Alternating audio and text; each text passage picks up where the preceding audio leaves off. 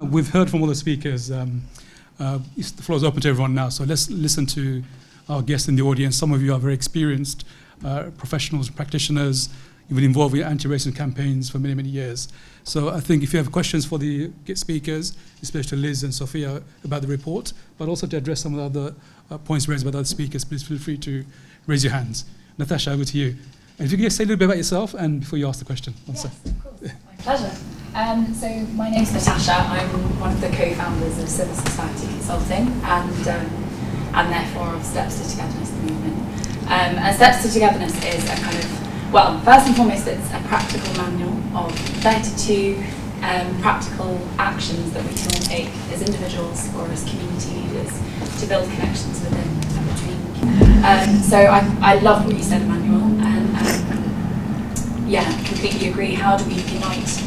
I always think of Fred Hampton, the Black Panther, although that might sound a bit radical in some ways, but that's what he tried to do, to create a rainbow alliance and bring everyone together to bring down white supremacist culture, and I would love to see that happen. But what do you think of the 32 Steps to Togetherness as a way of doing that, as a contributing force to try and do that from the bottom up? Okay. Thank you. First of all, kind of like agreeing that we need to kind of that's nice. I think that this is not necessarily a question that I can, as an individual, respond to, because I think that this is a question of our collective, approach to white supremacy.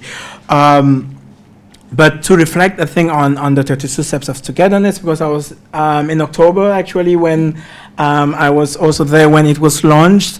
And I think that to combat the institution of white supremacy, we need all different kinds of ways of approaching. I don't think that there is one particular way of combating white supremacy. We need to use all of the tools at our disposal.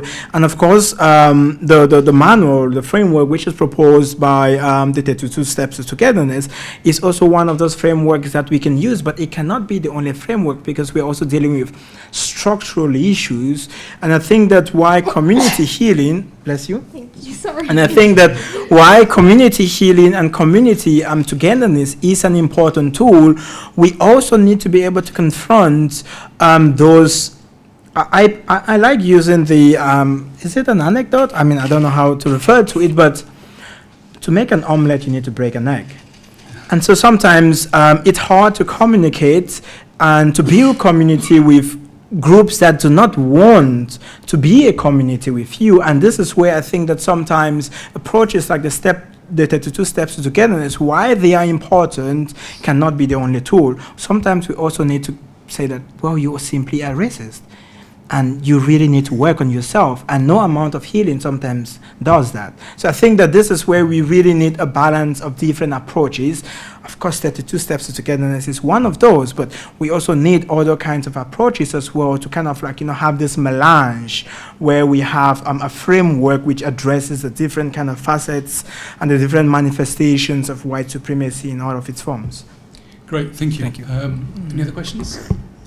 One there, Nassim, you go. My name is Nassim, so I work for Media's monitoring side of things, so an analyst in politics. A question specific to Liz or anyone who can answer this really. I think today the total number of people charged over the protest is 62, maybe more, I'm not sure. What were they charged under? Anti-terror laws? I assume if Muslims were protesting that way, it would probably be anti-terror laws. So some may look at that and say the system is working. 62 people were charged for rioting, and some would say no, it's not working because it was Muslim. They will be charged under probably different sets of laws and not anti-terror laws. So I'd be interested to hear your thoughts on that. And also, from a narrative perspective, does this also fuel the right-wing grievance narrative that the two-tier system, these are white extremists who have been fast-tracked and prosecuted, whereas if it was Muslim or someone else, in their understanding, they probably would not have been prosecuted. So would that, in the long term, have a boomerang effect in the sense that it will impact on pro-Palestinian activists? There would be a pressure on government to prosecute pro-Palestinian activists. So there is that to consider. So just those two angles. I'd be interested to hear your thoughts on that. Yeah, thanks very much for that. I haven't got the latest figures with me. I should know things like that. But there's a lot more there's been a lot more convictions, I think. We're talking about the white rioters. There's been quite a lot. I would think it's probably in the hundreds of convictions so far. But don't quote me on that. I need to quickly look at our website and find that out. Help! The internet's down. So, but most of the prosecutions. I mean, we're looking into this. We're actually starting a little research project, actually about how the government. Look, we want to ask the question: is how did the government's interpretation of the riots as being based in violent thuggery play out in the courts? Because if you look at the kind of things that the government said, it would seem that the modus operandi for the riots was violent thuggery, not racist violence. It was like racist violence was a byproduct of attacking the police. But from our point of view, the whole purpose of the riots was to create a racist atmosphere and to go out and attack asylum seekers and mosques, etc. So most of the prosecutions so far have been for violent disorder. And that would have been the prosecutions against both the far right and Muslim communities who defended them, Muslims who defended the mosques, say, from attack. And also people who are just anti-fascists who might have got arrested as well, because I agree that we do have to make a distinction between liberal Islamophobia, and I call that sort of secular fundamentalism actually, which does also move into left-wing thought. But at the same time, when it comes to protecting the community, the anti-fascist movement does come from a left tradition and also from a trade union tradition, and those are our allies, and those are also people who may have been arrested. Most of the prosecutions are for violent disorder. They've moved towards prosecution for rioting, which is a more serious offence. In fact, the first prosecution, I believe, was against a 15-year-old for rioting.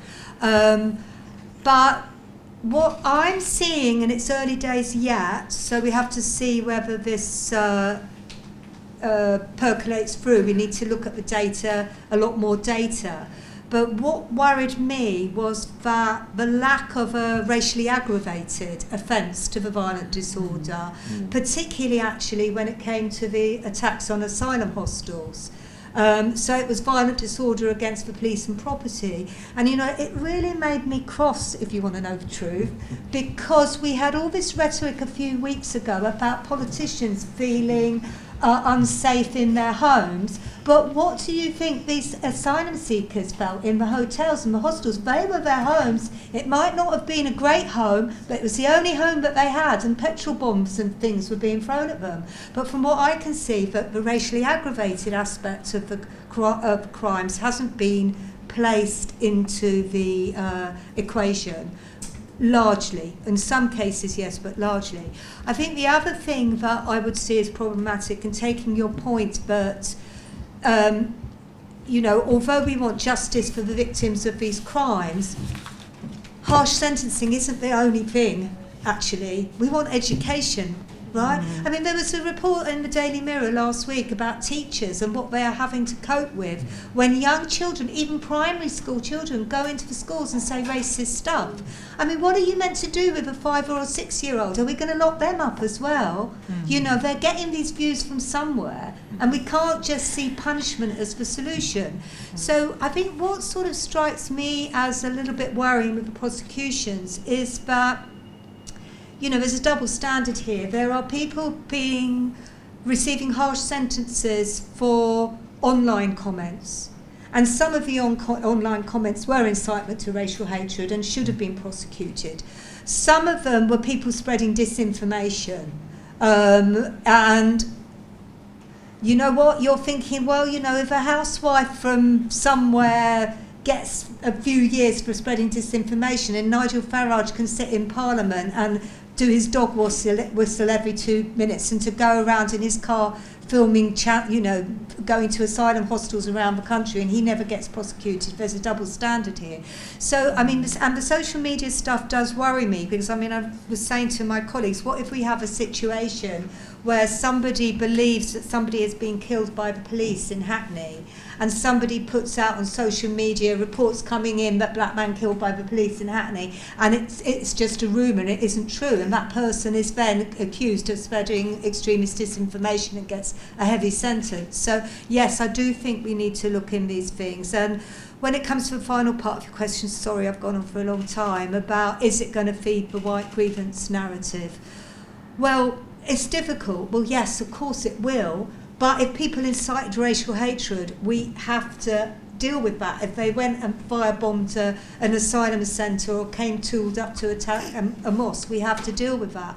But the whole problem is, unless we go out into communities, unless we have our allies in the trade union movement, in the left, in the anti-fascist movement, who will embed themselves in these communities and start to win the arguments over, we're just going to be hemmed in all the time. Yeah.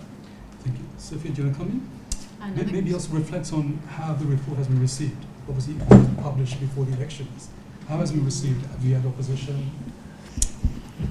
I think on the whole, the report's been received really positively, and I think people are increasingly seeing the links between the far right and the mainstream, and that's becoming very much accepted, whereas before I think people weren't making those connections as much.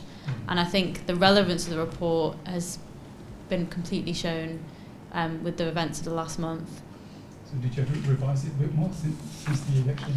We haven't had to revise it, but we've been sort of like updating it and continuing our research. Like, it sort of never stops. We always we're always recording, especially in our weekly calendar of racism and resistance, where we're recording across society what structural racism looks like at an electoral level, in terms of racial violence, in terms of social issues. So we're always sort of recording and then expanding our analysis. Good. Since Amina needs to leave very shortly, if there's any questions for Dr. Amina, please feel free to ask.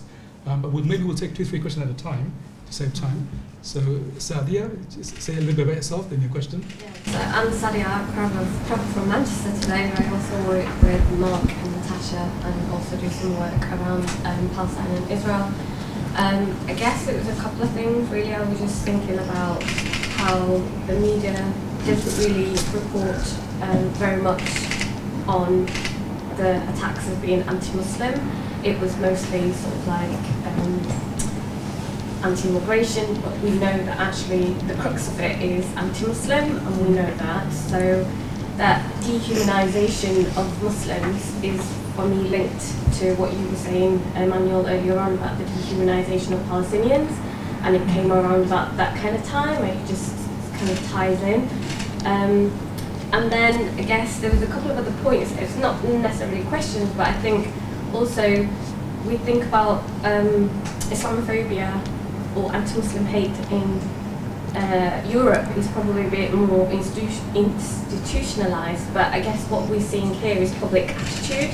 So how do we respond to that in terms of people who are not only Muslim but others? And when we're talking about recommendations to the government, and they really need to speak to Muslims, that other Muslims actually have a relationship with, because they want to speak to Muslims that they feel like are the right Muslims. So I think that there's some conversation that needs to be had with the government in particular around who they engage with, because as far as I'm concerned, I've worked in cohesion for a very long time after the 2001 riots in the northern towns, and the rhetoric has changed from being Asian or Pakistani or Bangladeshi, which with the community there, to Muslim. And that, I think, has been because of the policies from the government. So although we're supposed to be working with the government to eradicate Islamophobia and anti-Muslim hate, I feel like actually because we're not seen as important, actually because we don't even have a definition. So kids who are coming into the school saying things, there's nothing for us to respond to them with, because there's nothing to support or protect us.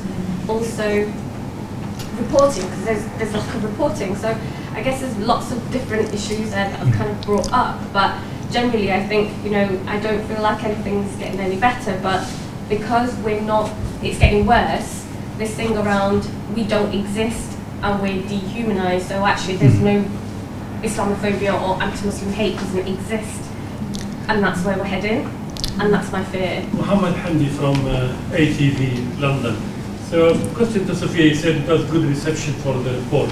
Was there any mention to it on mainstream media, BBC, Sky, main newspapers in the land? And to the doctor, to the professor, to the lecturer, have you ever done any studies how to reach the people who voted for Nigel Farage, for example? Because we talk here, but then unless you reach them, a portion of them, what will be the point of all the efforts that is being done? Is there anything written on that?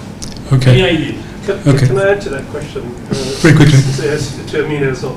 How do you tell liberals that they harbour anti-Muslim sentiments? I mean, for them, they're enlightened, they don't see themselves as being racist and progressive, rational people. So how do you do that? Okay, thank you. So, a number of questions from Saadia regarding, talking to the good Muslim, bad Muslim. The government selects who they want to talk to. Selective. Very selective. So I convened a press conference, as mentioned by Liz, a couple of weeks ago, Islamophobia Action Group, and we made 4 demands. One of them was to talk to relevant Muslim organizations. Don't go through intermediaries or third parties. The Muslim Council of Britain is the largest by far in the UK and has a lot of work in the country. But the government fails to talk to the MCB directly. How can that be even right in this day and age? And then you want a solution for the Muslim community. So this is one of the demands. So how do we address that? Will the new Labour government understand and talk to Muslim communities direct? So that's one question. Then about the Palestinian dehumanization. So did you want to come in? I just wanted to add to it, I think part of the complexity of your question, which I think is a great question, is how do you challenge and hold people accountable and educate, I guess, whilst trying to keep people generally on side, people that do want to learn and want to improve, and keep an air of collaboration as well. Okay, and also the points that Nassim was about Nigel Farage, so if you could address those 3. Quite a lot to unpack. That's a lot to unpack, yeah. Just bring the mic closer, please. Sorry, yeah, so I've made some notes as well, but in terms of the reaching those potential swing voters, the new reform voters, or AFD or Rassemblement National or whoever they might be across the continent. The other part of that project that I mentioned, we looked at the best practices. And I think it really echoes what we looked at sort of 2017 through to 2019 is somewhat echoed in the 32 Steps to Togetherness. It's actually really small steps that practitioners, and I think we surveyed over 200 practitioners across Europe. It's very small steps of whilst you have the normalisation of Islamophobia, there's also highlighting the normalcy of Muslims, that we're really quite everyday, we're quite boring, and highlighting those things and that public-facing stuff that Muslims do in the everyday that really can have some of the most profound and the biggest impacts, and whether that's through some of the women's groups we looked at and the ways in which women come together across faith lines to sort of facilitate community concerns. And I think that speaks to what some of Liz was talking about, how the far right mobilised this time round, but really Muslims doing, and in Brussels there's quite a lot of that, these sort of collections for the homeless, the hungry on the streets. It's really those normal actions that can have sometimes the biggest ripple effect and the biggest impact. That's what we found so far in our research, but I think there is a lot of what we do in which that we're preaching to the converted already. We're singing to the choir that already knows these songs, and I think collectively as kind of anti-racist activists there's a lot of thinking work we need to be introspecting and perhaps doing some of that. On the question of kind of liberal Islamophobes educating while kind of keeping an amicable and convivial atmosphere, if you like, and kind of speaking also to the question of the invisibilization of Islamophobia, I think that they're again interrelated. How do you call people out on Islamophobia? And I think in some ways calling people out across the political spectrum, whether that's the far right, the hard right, or those who see their Islamophobia as a necessary good on that kind of liberal end of the spectrum, it's really about having the tools to define what we're talking about. And we always come back to these discussions of semantics and definitions, but really we do need a definition. We need something, and whether that is Islamophobia and we recognise all the complexities that sit around it, or whether there's something else there, and there's lots of work going on in that regard. We need the tools to define, we need to be able to showcase how often and how it's happening, and I think that work's being done. It's just about pooling it together, not reinventing the wheel. And I think with liberals, I'm not sure I've got the answer just yet. When I was doing my PhD on Muslim women in politics, the amount of kind of the lay people that would come to me and they're like, but you think you're emancipated and you think these Muslim women in politics are emancipated, but they don't really know, do they? They couldn't possibly understand. And I think part of it, I guess, as well, is breaking down some of those stereotypes, Islamophobic stereotypes, around that lack of agency of Muslims and voice around kind of questions of the MCB, and really showcasing some of those things, to say, well, actually, in the case of women who wear hijab, for example, as one of the examples I look at in my own work, really saying we have autonomy, we have a choice, but we can also see that whilst, for example, European bans on Muslim women's dress or regulation of Muslim women's dress or the criminalization through security narratives of Muslim men who have the beard, etc., whilst that they're framed in one particular way, it's about saying, well, that's also, that on the one hand is problematic in France, for example. It's equally problematic to be forcing anyone to dress in a certain way or forced wearing of hijab in places like Iran and Saudi. So it's about having that critical distance, if you like, in our narratives as well, and kind of being able to unpick and engage and not kind of resort to defensive approaches. But yeah, I'm not sure I have the definitive answer just yet. When I do, I'll let you know. Can I Yes, try sure. to, I would thank you, Amina. I would also try to reflect on the question about liberalism, for example. How do you speak to liberal centrist voters that they also perpetuate or hold Islamophobic and racist views? This is really where our tool of addressing as white supremacy is important, because a lot of the time we look at Islamophobia and of course the different forms of racism as interpersonal issues, like people who are overtly saying these things or those things, but when we need to be able to explain it as a structure. Sometimes we do not necessarily intend to be Islamophobic or to be racist or to be that. But modern society as it is built on the institution of white supremacy. Our education, our religious institutions, our family institutions, our language. All of this is built on a structure of white supremacy. So yes, you could be a liberal voter, you could have Muslim friends or black and brown friends, as some of them say. I can be Islamophobic or I can be racist because I have black and brown friends. I have friends who go to the mosque. I break bread with them. I go to their houses for Ramadan. Yes, that may be all true, but unless we actually understand that these are institutions, and sometimes we do not necessarily want to be that way, but if we do not deconstruct our whiteness, we end up participating in this. And this is where books like Frantz Fanon's Black Faces, White Skins, Black Skins, White Faces really comes into play. It talks about how do we deconstruct racism and imperialism within ourselves before we do it within society. And so I think that is the message that we need to be able to share. Yes, you might not want to, but your privileges, all of this as a result of this institution of whiteness. And unless we tackle the institution of whiteness, even the whole project of democratically voting is also an institution of whiteness, which we need to be able to question. So I think this is how we try to approach it. Like we need to be able to tackle whiteness as a project. Thank you. Can I quickly go to Sophia and Liz to answer the question about some of the protests or violence that was portrayed as anti-immigration, anti-refugees, not Islamophobic? And also, how was your report picked up by the mainstream media? If you can maybe just address those two questions. Yeah, I think that was a really important point, the way that the riots were framed as anti-immigration and as if these protesters had legitimate grievances. That was sort of said a lot in the media. And I think that was just a way of making, somehow saying that, it was invisibilizing the anti-Muslim racism, the Islamophobia, and just a way for the mainstream to not acknowledge the fact that these were racist.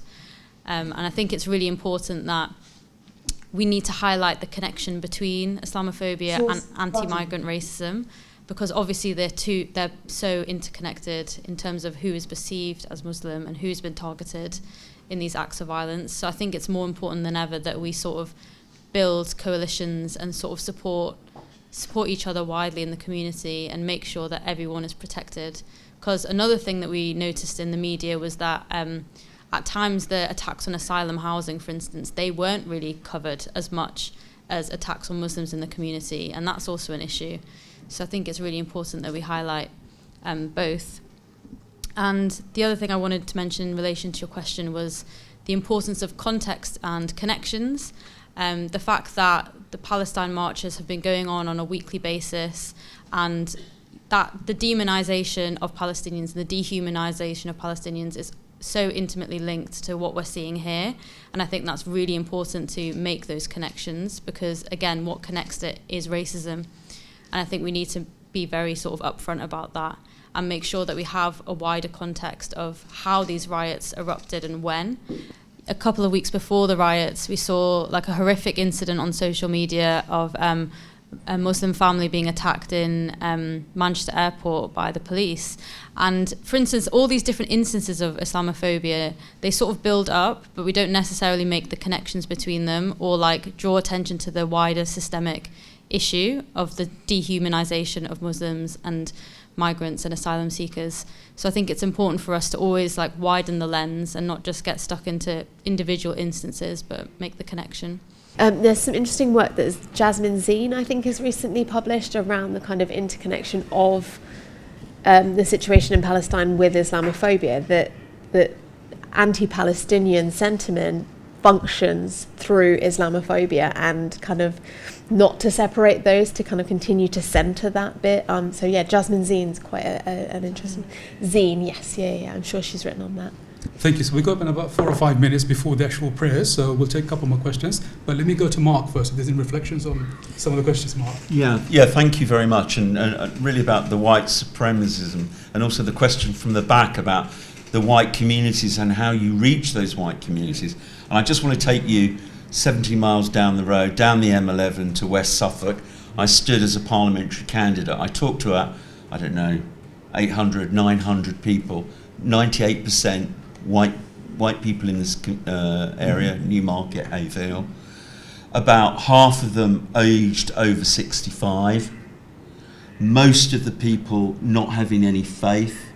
Low unemployment. Unemployment wasn't an issue. In fact, there were many more jobs than there were people to do those jobs in those areas. But a lot of angst on the doorstep, and a lot of fear. And a lot of people were saying to me, Mark, we don't know what to think. We don't know what to do. We don't actually understand the world very much anymore. And I think, just to pick up some other points, the trade union movement has sadly declined. I'm talking about an area where the Labour Party hasn't really existed. There isn't a tradition of collective collaborative action. But a lot of people very isolated, very lonely, and very easy to manipulate. And there were 2 or 3 boxes of the ballot boxes when they come back on the night. And I was standing for the Green Party. I'll own up to that one. But I was with my Liberal Democrat colleagues and my Labour colleagues. 2 or 3 boxes came back from these villages near Lakenheath and Mildenhall, where a few thousand people lived, and everybody had voted Reform. You've got, there isn't a Labour vote. There was one Green vote. It was actually horrendous. And they were all motivated by a complete sense of panic. This is obviously before the riots. And not feeling that there was any social cohesion in their communities. But there wasn't any diversity. Coming back to that one, just tackling on that. 1/3 of households, they live on their own. And certainly talking to older white women, huge fears could be wrapped up. Really would. Because nobody was countering them. Nobody counters those sorts of things. So I think we've got something really happening in some of the communities that are old, demographically aging, with no faith, no trade union backgrounds, nothing really going on. And that with big screens shouting at them all the time. What's the alternative? Yeah. And people saying to me time to time, oh, I think that Farage has got it right. And there's nobody out on the street campaigning to give them different perspectives. So that's all that they get. And they are very hateful. But when you talk to them in an individual sense, that hate doesn't really come across, but it's there. It's there, it's very easily articulated, and it's very frightening when you're out. We had a question before about GB News. I think Liz was very keen to address that. So over to you, Liz. Yeah. Well, you asked a question about whether our report was taken up in the media, and a little bit of a confession. We didn't target the media because, you know, there's something. I have to confess. Is that all right? I'm not a very well-versed religious person. But there's a little bit that I remember from the Bible which says, ask and you shall receive. And I'm sure there's something similar to in the Quran. The thing is, if people are not going to listen, should you expend your energy talking to them? And I think there's two things here, that the media are so much part of a problem, and if you go to them and tell them that they are racist and their frameworks are racist, you're going to get a very hostile reaction. And I'll give you an example. I was in Belfast at the height of the riots in Belfast, and it was really awful there. It was really awful. And as I said earlier, the violence continues. And myself and a colleague from the Irish Network Against Racism were asked to go on BBC Ulster. Got to the studio at 7:30 in the morning in the pouring rain, and literally I was ambushed by the journalists. There were two. It was a radio thing. Yeah, and it was like 5 minutes of hell for me.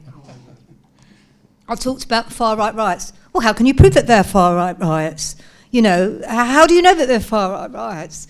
And then I said something about sort of media racism and frameworks, and then they said, but these people have legitimate grievances, and you're closing down on debate, you're censoring everything. And literally that was the reception that you received at the height of a racist riot. And I know some people will talk about the riots, they feel that they were a pogrom. But I think that we have to be careful with language, but I would certainly say that it was a warning and it was a pre-pogrom situation, and I said that on the radio. And to be in Belfast in a pre-pogrom situation and be talked to like that and questioned like that with this shock jock journalists, it was a really intimidating and harsh experience. So it gives me an answer to your question, but it's not just what GB News and Talk TV and all these things are problematic for sure, and they are brainwashing people, but the real problem is foxification of BBC. Yeah. Thank you for that, Liz. And Ravina Rahman, she'll tell her own story. She was a victim of Islamophobia a few months ago, and she can talk about that now also, and maybe ask a question from that. So over to you. And then he very quickly started saying some vile Islamophobic things to us. Now, my group was white, black, and brown. Some were Muslim, some weren't Muslim, some came from Christian backgrounds, atheists. But because some of us are wearing keffiyehs, he felt that he had he was kind of emboldened to say what he wanted to say towards us because of the things that our government ministers have been saying about the pro-Palestinian marches.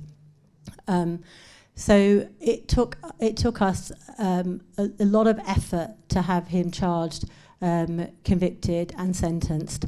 He got a very light sentence. He got a 12-week suspended sentence. But because it was recorded and it had gone viral internationally, there was a lot of pressure on the police and local MPs to take action. And I honestly believe that had it not gone viral, had it not been recorded, nothing would have happened, nothing would have come of it.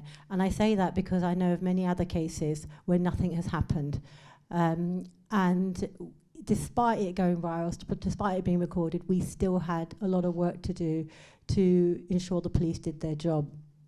And it got to the point where we were passed around different agencies, the victim support, care officer, the police officer in charge, until I reached out to Islamophobia Response Unit, and they were absolutely brilliant. They helped me raise a complaint with the CPS. The CPS passed it on to the Met Hate Crime Unit, which is fairly a new unit in London, and they were really good. And they wanted it to go to criminal proceedings, but the CPS stopped it at the magistrates, so he only got a 12-week suspended sentence. But beside that, I wanted to say that in terms of your report and what impact will it have on our current government, considering we have people like Nigel Farage in our government now, somebody who has previously said that the Muslims want to kill us, and that was discussed on the Trevor Phillips show, and he made excuses and it was said he was taken out of context. But we know the sort of rhetoric the Reform Party use. They were secretly recorded where one member said that he would like to see people shoot at boats coming across the English Channel. So, I mean, when we have people like that in government and Islamophobia is so normalised, the language of Islamophobia is so normalised, what impact do you think your report will have? So that's one thing I wanted to mention. And also, you mentioned that diverse communities need to come together. I feel the pro-Palestinian marches, the movement has brought lots of communities together, including the white working class community. I have met people from all different backgrounds. I've worked with Stamp to Racism, I work with the Palestine Solidarity campaign, and it's been absolutely brilliant at unifying people. What's causing division is the rhetoric coming from our government, and that's what's causing division. And underlying anti-Palestinian hate is really Islamophobia, deep-seated Islamophobia, I'd say. And I'd also like to ask, do you feel that the dehumanization of Muslims, do you feel it has a wider purpose in terms of our foreign policy and what's happened in Iraq, Afghanistan, Palestine, and other countries? And something else I wanted to quickly add, I've been teaching for about 27 years now. My first school that I taught at was a white working class school. Myself and a black teacher were the first ethnic minority teachers in that school. We faced a lot of racism. Mine was more Islamophobia. And that was the time I think the BNP were around. And my colleague stayed until Christmas, one term, because it was just too much for her. I stayed and I completed the academic year. But reaching out to communities is very hard when they are so hostile towards you. At some point, it gets too much. And I felt at that time that the staff at the school were sympathetic to the Islamophobia and the racism that we were receiving. And there were lots of excuses made, as if they were somehow justified to be feeling uncomfortable with us teaching their children. So, I mean, how do we overcome that? What support is there for people who do try to take these 32 steps and reach out? And I feel that the onus isn't just on us, because I think the ethnic community in this country has done an awful lot, but what would you suggest that the white working class community can do, the government can do, to help them reach out towards the ethnic minority and make the ethnic minority feel more comfortable? Thank you. So the first one about impact of the report on government. Any quick responses? I don't think anyone or any one report is going to have an influence on government. It's sad to say. It's all down to us. And it's not, I mean, it's not going to be achieved by any one report or any one organisation. And I think in the Stephen Lawrence campaign, maybe there's a lesson from that, because that was lots of people from lots of different organisations coming together and bringing about historical change. And that's all the lessons from history, is that change comes from below. It's this thing about listening.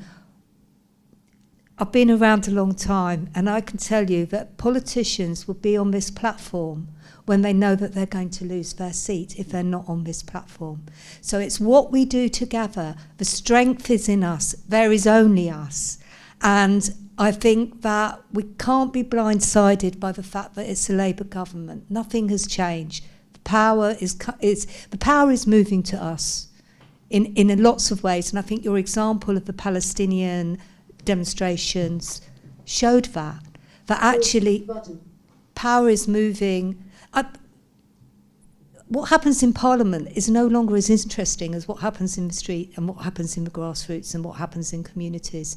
And to sort of answer that point about foreign policy and how in this latest itineration of Islamophobia, it all started with the war on terror. It all started with September the 11th, Afghanistan, Iraq, Libya, and now Palestine. The point was that they moved to silence Muslim voices, because Muslim voices were the voices critical of the war on terror and critical of the invasions and critical of the wars. But if more and more other communities join, as they have done with Palestine solidarity marches, that will lessen, hopefully, the sense of isolation. And I just wanted to say we do have somebody here, if it doesn't mind me saying, from NAMOD, which is a Jewish organisation that have been very, very active in the marches for Palestine and against what's happening in Gaza. So that is another example of actually how communities are pulling together despite this divisive rhetoric of the government. Thank you very much. And just to echo, I mean, we've been working with David for a long time. The support we get from NAMOD is just tremendous, and it's continuous also.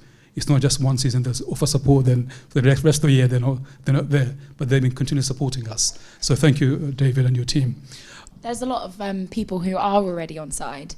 So we've come to really like the expression "work with the willing" in our organisation, with in the same spirit of what you said, Liz, about is there any point wasting your energy trying to talk to people that won't be listening to you? We've focused on working with the willing, and so maybe just to highlight that existing strength as well. And I know Mark has a strong desire to find an answer to this question, if not. Yeah, it seems like a life journey about how do we engage with white working class people and try and make them be the people they could be in a collaborative way and decolonize their minds, because it makes them very, very sad. I was saying that to Liz earlier. It does make a lot of people very sad because they just don't really understand how the world works. I mean, I've been doing that for quite a long time. I've been elected sometimes. I've not been elected quite a few times. But I was a councillor for 21 years, predominantly for a white working class community. I was able to do that. And I think, just coming back to the point that, how do you do it? You really have to be straight talking with people. You have to take them on. But on every doorstep, it's really hard work. And that's why there does need to be that collaboration and the coalitions to do that work. Because once you start sort of talking to people and explaining things a bit better, they go, oh, yeah. Because they're not really hearing a different sort of set of arguments, So I'm talking about non-metropolitan, non-urban, young London or Manchester or what have you. I'm talking about that England that really is out of sorts, And there I am. I'm from Portuguese, Sephardic heritage. That's my heritage. So I'm not quite them, even when I'm engaging with those sort of people on their doorsteps. But I think the work can be done. I'm very excited about the grassroots politicians that are coming through as a response to, in many ways, the drift to the right of the Labour Party, which I think is really sad, and it's not telling people what it needs to tell people, and it's not engaging them. We have a government elected on less than 34% of the vote, on a turnout of 60% nationally. That does not bode well. It really doesn't bode well.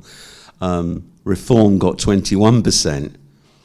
So it doesn't need many votes to change on a low turnout with people disengaged politically to see a reform government in 4 years' time. Sorry, I mean, it's not out of the question, is it? You're seeing, obviously, in German elections, something really horrific happening in Thuringia and Saxony. Horrifically happening. Yeah, this is neo-Nazis.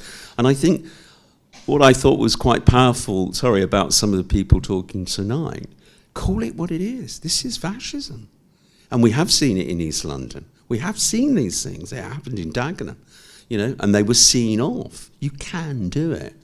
But I think you really need to engage, grassroots people in politics and be out there telling people the truth. It isn't really like this. Don't listen to those lies, yeah? And it can't be, as loads of people said to me during the election, just throwing a leaflet through their door, getting lost with the pizza or delivery thing. It's got to be talking to people. I actually had a French journalist who joined me in Haverhill, and he was going, "This is amazing. You're talking to people about politics, and this is so important."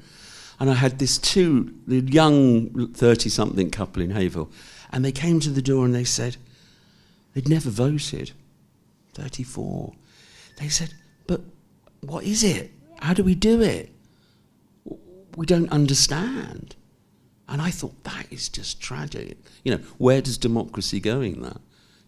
Working class people, good people, wanted to do the right thing by the community, just didn't understand how anything worked. And there were so many people like that. So I think that's a real work we've got to do. Because all they can be, I wrote a poem about this, by the way, I write poems, but all they can be is angry. They literally run out of their doors. They're tearing your leaflet up. They've not looked at it, they've not read it, but they've had no engagement. It's so, so sad to see it and witness it firsthand, and I'm sure you've done your politics yourselves across. But we've really got to do some work with those people because they are so open to radicalisation and being misled so quickly, and in a sense panicking. I mean, we live in Tower Hamlets, and every day we see, delivery riders, drivers, people from ethnic minority backgrounds or from other countries, migrant workers. In our borough, we see every day people working, badly exploited or working long hours. They're angry too, right? They are marginalized, very marginalized.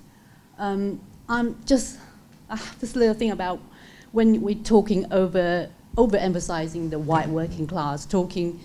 I don't know. This is a question in my mind.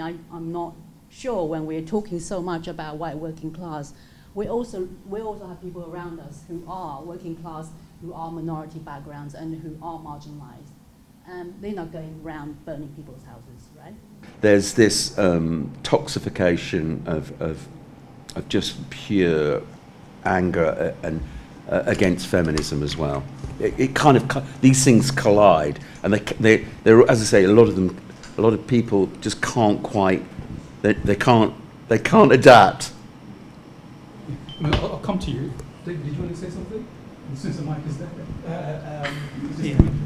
I guess just that one point about how do you kind of that dilemma between these people have agency and we want to engage and we want to bring them on board and de-radicalize them, but then where's the limit between doing that and the fact that they have agency and we have to confront that as well, that they're making these choices.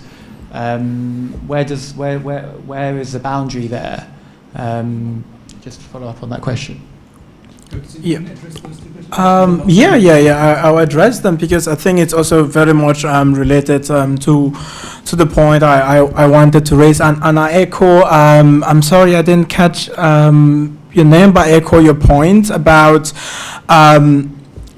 Again, I'll go back to that these are structural issues, right?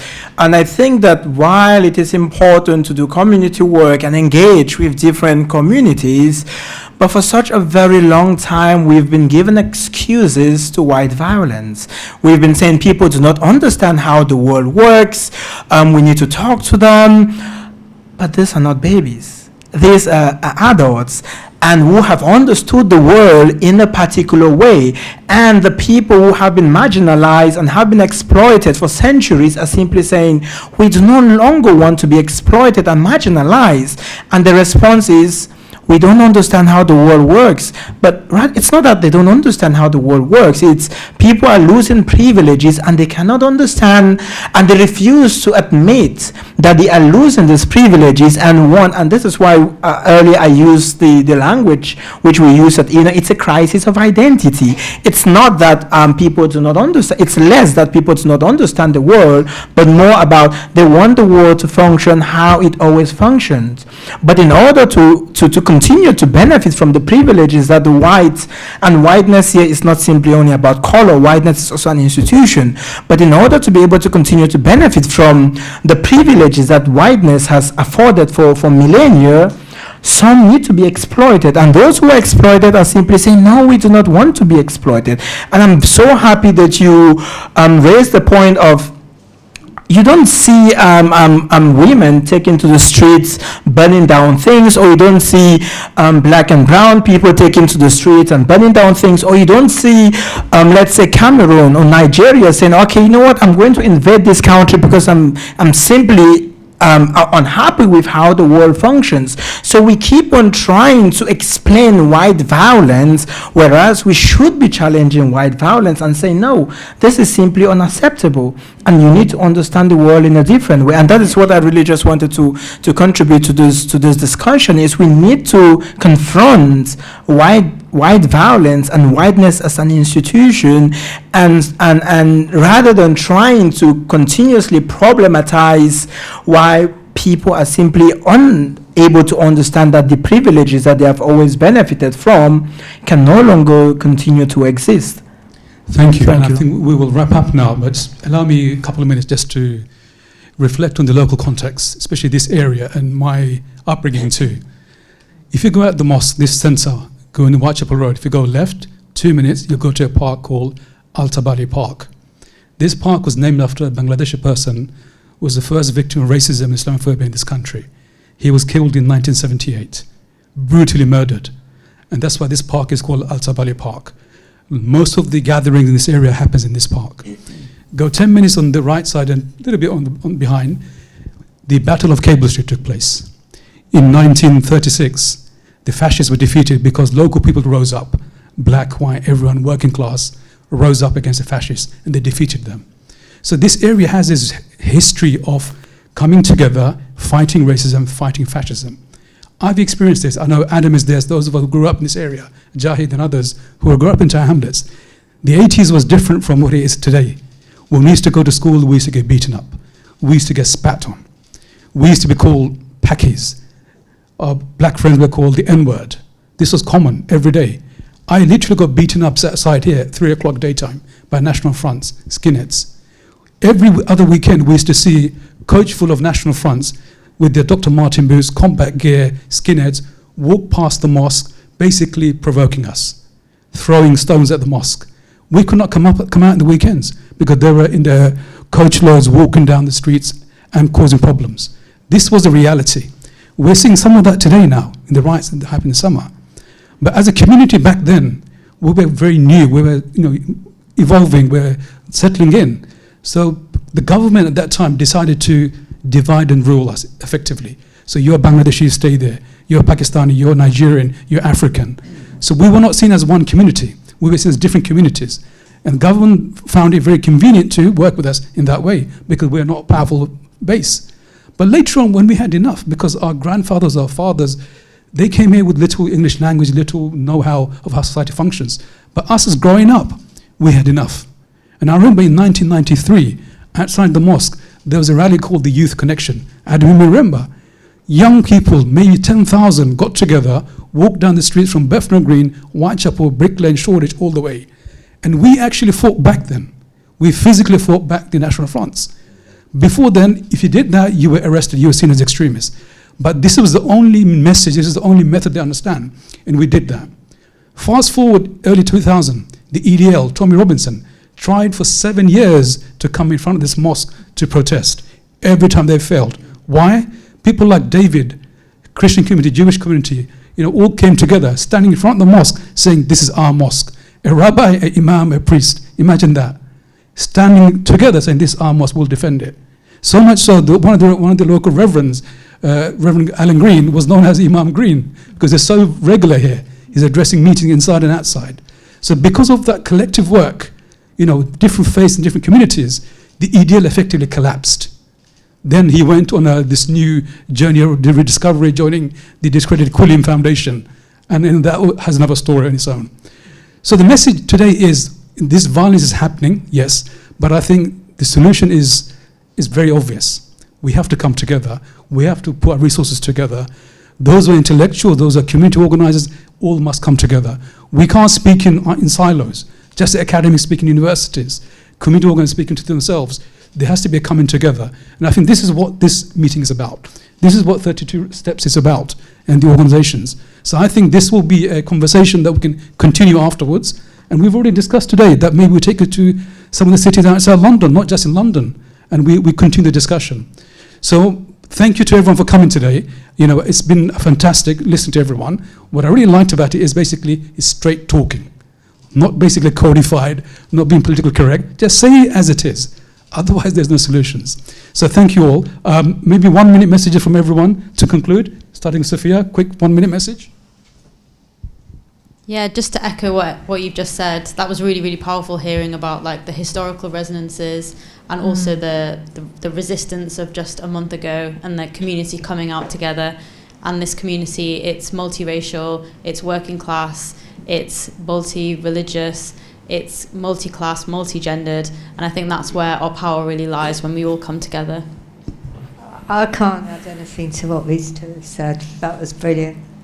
But Liz is my reference point for the last 25 years. We've really benefited from her writings and research, and when we thought there's nothing there, some of the reports she came up with really used. So thank you, Liz, for all the years of hard work, and it's paying off now. Mark? Thank you very much. I think, going back to the recommendations of the report, it's building solidarity, social solidarity and unity. And that's a key message, isn't it? It's about fighting back against the demonisation of particular groups and just doing that all the time. And then I think that I've coming away with thinking I want to do more around challenging the politicians and the media, absolutely. And 32 Steps to Togetherness is about building coalitions and collaborations. That's really what we want to do up and down the country. We've only just started. We're working with a range of different organisations, and we want more and more people to get involved and be part of that. And we've been very proud to work with ENAR and the mosque and IRR, a range of different people that we're working with across the country. And it's quite a privilege to do that, but there's a lot of work. It's a lot of work. Thank you. Thanks to everyone who joined us here today. I just want to echo what everyone has already mentioned, and and to add as well that we need to be able to learn from what has been done in the past. Learn lessons, the good and the bad lessons. We also need to look for new ways of activism and doing social work. Build coalitions, broad coalitions across different issues, and build communities and not cages. I saw this poster today at the Pelican House. I visited, and there was this poster on the wall: build communities and not cages. And I think that is a message that I really took with me when leaving the Pelican House. And really thanks to Mike and your team and everyone who has been involved in this tireless work. Thank you all. Thank you. And it just remains for me to say thanks to the speakers for coming, especially Liz, Sophia, Emmanuel Wooler from Brussels. Amin has left now. She's got another event tomorrow. And obviously to our guests here in the audience, thank you for coming. Also on behalf of the Civil Society Consulting, European Network of Religion and Belief, Institute of Race Relations, 32 Steps, and the Cordoba Foundation, thank you all. And let us continue the journey. Let this not be just one event. Thank you.